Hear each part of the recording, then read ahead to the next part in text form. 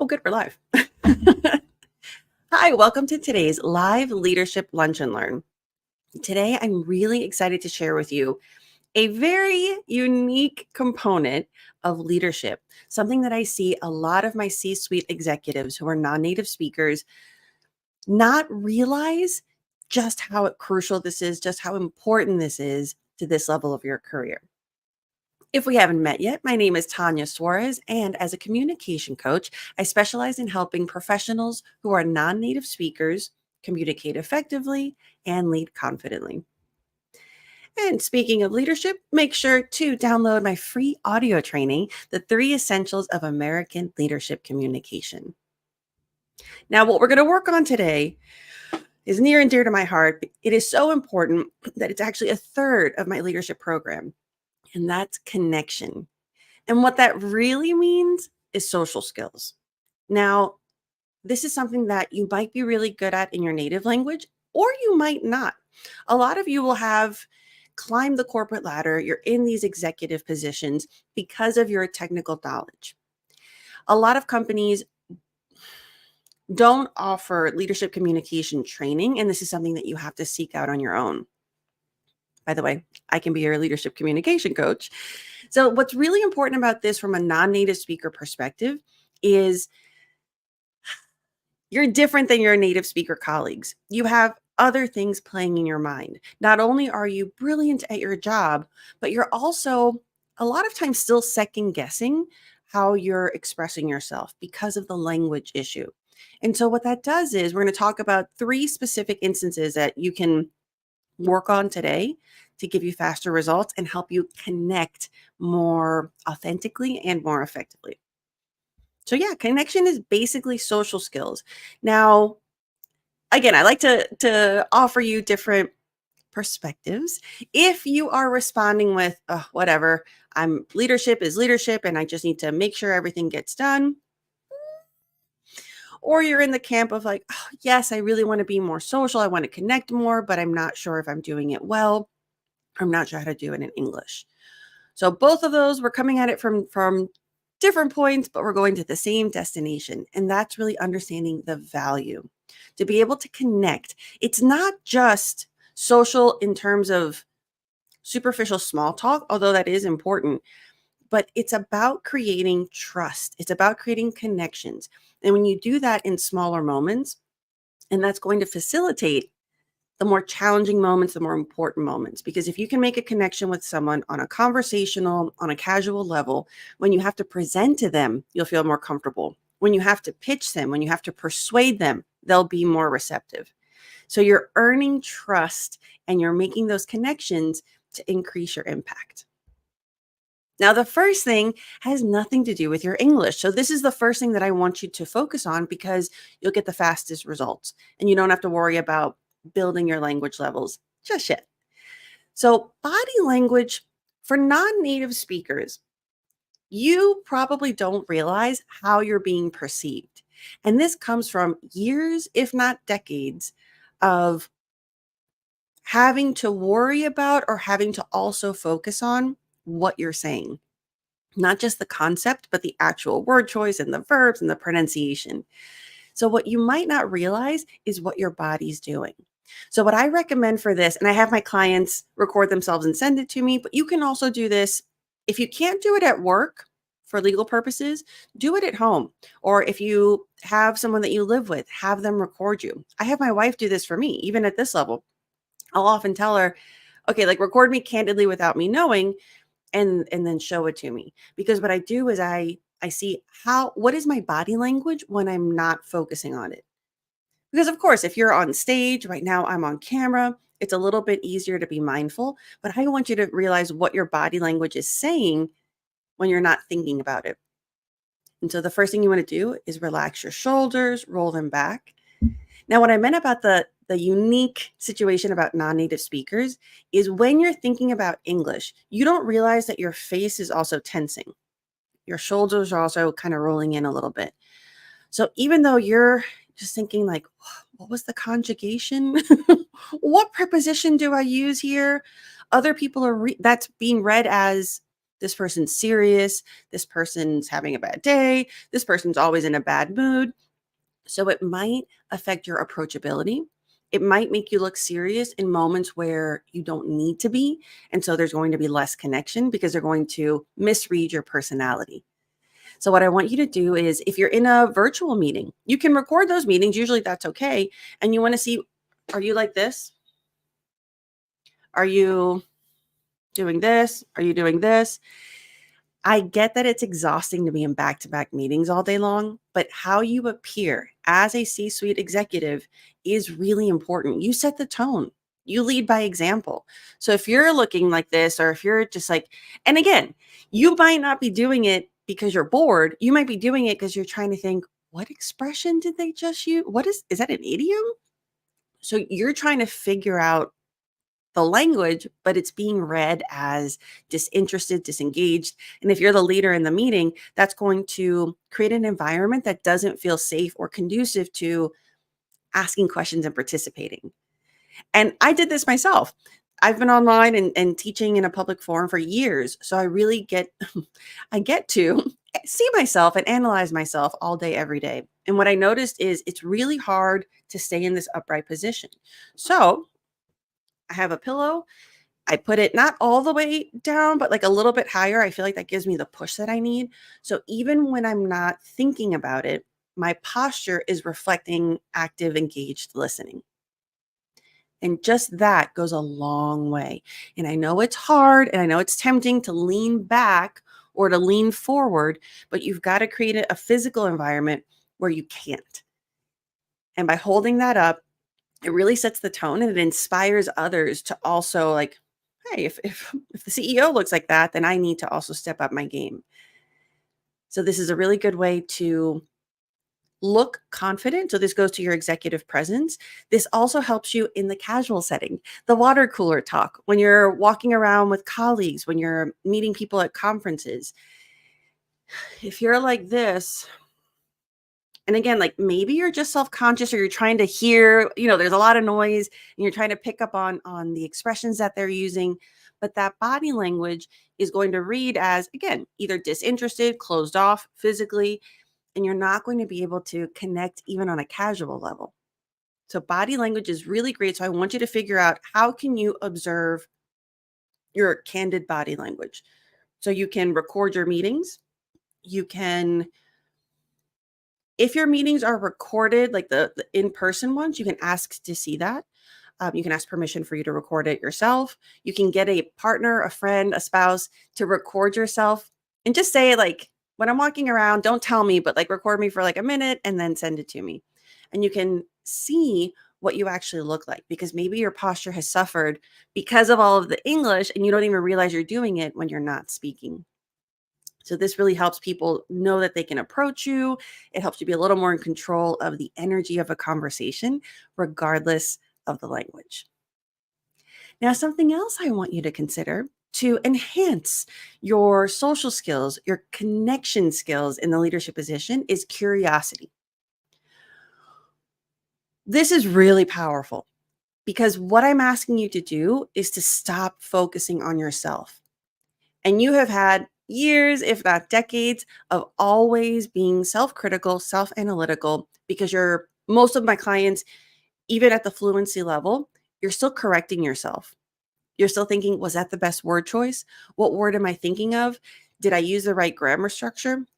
So you're constantly in this inward perspective mindset. And you just can't. You can't do that anymore. Once you're at these high level positions, you have to focus on the bigger picture. And that means getting out of yourself. Yes, you can keep working on your English. You can keep focusing on it, but you need to compartmentalize. You need to create moments and physical spaces where that's going to be your focus. And then when you're at work, when you're doing your thing, no more self-analysis. Trust that if you make a mistake, you can bounce back, you can work through it. I was just telling someone the other day, I always think of fluency like dancing.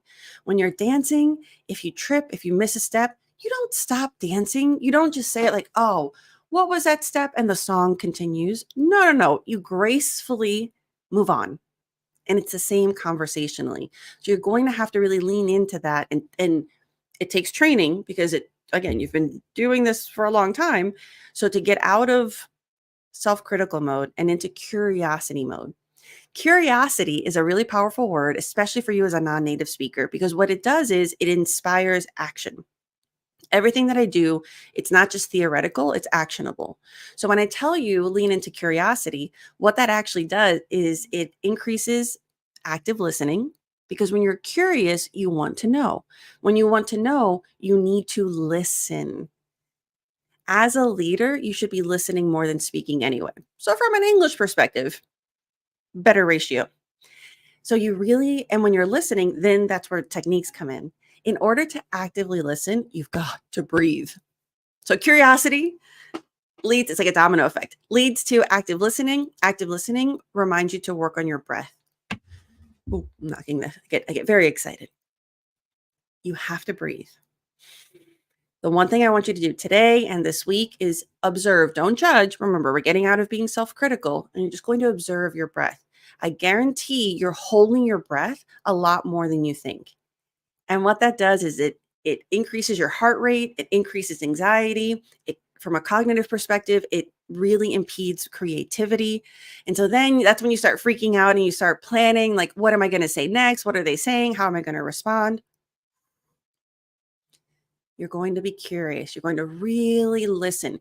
Trust that when it's your turn to speak, you'll be able to respond. And remember, American English, the responses, we breathe, we repeat what the other person said, and we answer very concisely using simple sentence structure. So you're going to be okay. So curiosity means active listening, means breathing. Now, the other thing that curiosity will inspire for you is asking more questions.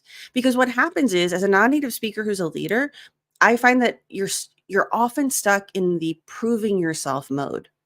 You're trying to prove yourself. Usually, at least the clients that I've worked with, they're very confident about their professional skills. So it's not an insecurity or an imposter syndrome with their talent or the skill that they need to be in that position. It's more of an insecurity with, do people know that my English is good enough? Am I speaking English as well as my native speaker colleagues? And what that leads to is overcompensation. So you're not listening actively because you're just trying to pick up just enough of what you need and you start planning your response and you want to try to be as eloquent as possible. So when you're curious and you're leaning more into asking questions, that also simplifies and takes a little bit of pressure off. You're not trying to prove yourself by participating and adding something super, gorgeous and eloquent and informal. You're listening and you're asking follow-up questions. And they can be very simple. This is not, again, you're not trying to prove yourself. Ask simple questions that show that you're listening and that you're interested. And when you're someone who's interested, you also become someone who's interesting. And from a leadership perspective, to have a leader who's truly engaged, who truly listens, is very powerful. Whether it's to your team members or to your peers or to the executive board, it really adds that executive presence of confidence and someone that you trust. Because at the end of the day, if your purpose is to make friends in life, that's great. But the tips that we have here are also about your reputation as a leader. And so when you become a trusted partner, it's really empowering. And this is also great with clients. So whether it's internal or external, when you're in a meeting, when you are pitching a presentation or when you're being pitched to, being curious, asking simple but insightful questions will also help you get the information that you need from your clients to be able to deliver better service or better partnership.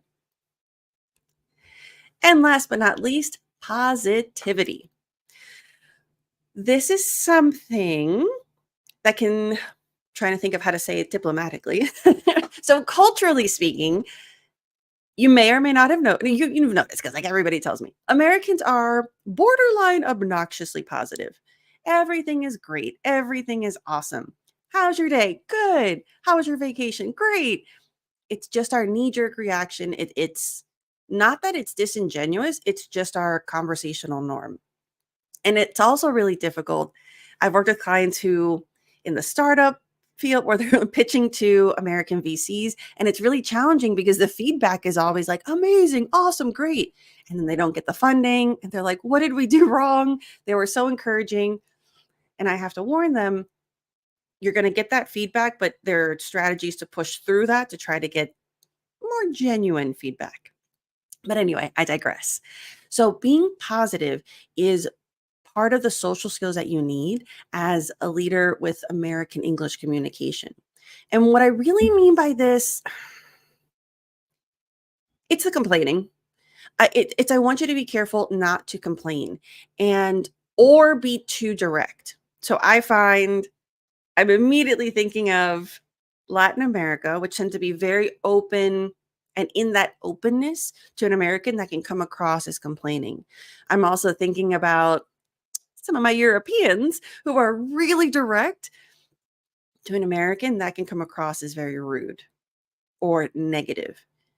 So it's not that I don't want you to be yourself. I just want to make sure that you are perceived for who you are. And I know that from those cultural backgrounds, it's not that those people, it's not that you are inherently negative or rude, not at all. It's just that you have to be mindful of what's appropriate in your native language, in your native culture, isn't translating in the way that you intend. When I work with people from cultures that are very open, there is that frustration of, like, am I lying? I feel like I can't be myself. This is just what I talk about. And I get that frustration. But you want to remember that it's not always about you, that conversations and connection are about two people or two groups. So if the other half of the equation is not responding to you in the way that your intention, if they're not seeing it as like, wow, this person is really open, honest, and vulnerable, if they're perceiving that as this person is oversharing and complains too much, then that's not your intention. Or on the other hand, if you're thinking like, no, I'm honest and I'm going to say it how it is, that bluntness, you're in your mind, your intention is, I'm honest. The way it's being received is, this person is rude, this person is crossing the line. So again, your intention is what matters. The execution is what needs to be adaptable. So when you see this, if positivity is a trigger word, which it might be, if that makes you feel like, no, I'm not going to be happy all the time, that's fine. Pick the word that gives you the result that we're talking about here. So you want to be careful of complaining, being so open that it's complaining. Also being too open. Like with corporate culture, you don't want to be super vulnerable and say too much about your personal life. And even when it comes to professional stuff, you don't want to talk about other people in your company. You don't want to divulge things that are supposed to be a little bit more private because you have an expectation of trust that they might go and tell people that you didn't want them to. So this is also to protect yourself, to protect the company, and most importantly, to make connections in a genuine way that will move the needle. Whether that's getting closer to someone so that you have a stronger personal connection with them, or getting closer to someone so that you have a stronger professional relationship for collaboration purposes, closing the deal. This is really important to be mindful of. So if you have someone that, like if you're working with me, like I do the analysis and I'll tell you, like, this is where you're coming across too aggressive. This is where we want to modify. If you don't have a coach, if you don't have any professional development available, ask someone that you trust. I would caution you on being strategic on who you ask at work. I would say not someone under you, because that's going to put them in an uncomfortable position where they might feel like, if I tell them, am I going to hurt my chances of promotion or whatnot? So I would ask a mentor that you have or someone that's above you. If you have the opportunity, I would ask a native speaker and a non-native speaker, get the feedback and say, hey, I'm really, and this is also your opportunity to showcase that you're constantly evolving. You can let them know, I'm really working on my leadership communication skills. And I know, being from Brazil, I tend to want to be really open and talk about anything, but I want to make sure that I'm keeping it professional and that I'm doing it in a way that's appropriate and positive. Can you give me some feedback? How do you feel I can improve my community? Don't ask, am I good? Because that's a yes, no. And really you want to have more feedback. So frame the question is, how do you recommend? Do you have any advice on how I can improve that? And that'll give you more genuine feedback. Because and this is really important, I'll do another lesson on this one. How you ask a question is really important to get the information that you need. Okay, excellent work today. Thank you so much for joining me for today's live lunch and learn. Being being your best self at work, elevating your executive presence really includes connection and social skills. Do not forget about that component. A lot of times people focus on how to lead a meeting, how to do all these other technical things. Small talk, social skills, understanding American norms is very, very important. This is how deals are made. This is how promotions are earned. This is how impact and influence from a leadership perspective, that's how you grow that. And I really want that for you. If you're interested in a one-on-one coaching program, I invite you to apply to my leadership communication program. It's wonderful for that development that you need to make sure that the level that you're at, that you're performing at the most optimized version of yourself. Thank you so much. And as always, make sure you download the free audio training, 3 Essentials of American Leadership Communication. Thank you so much for joining me, and make sure to let me know in the comments where you're from. Let me know a little bit about what part of your work experience or your professional English I can help you with. I'm here to serve, and remember, your English is good enough.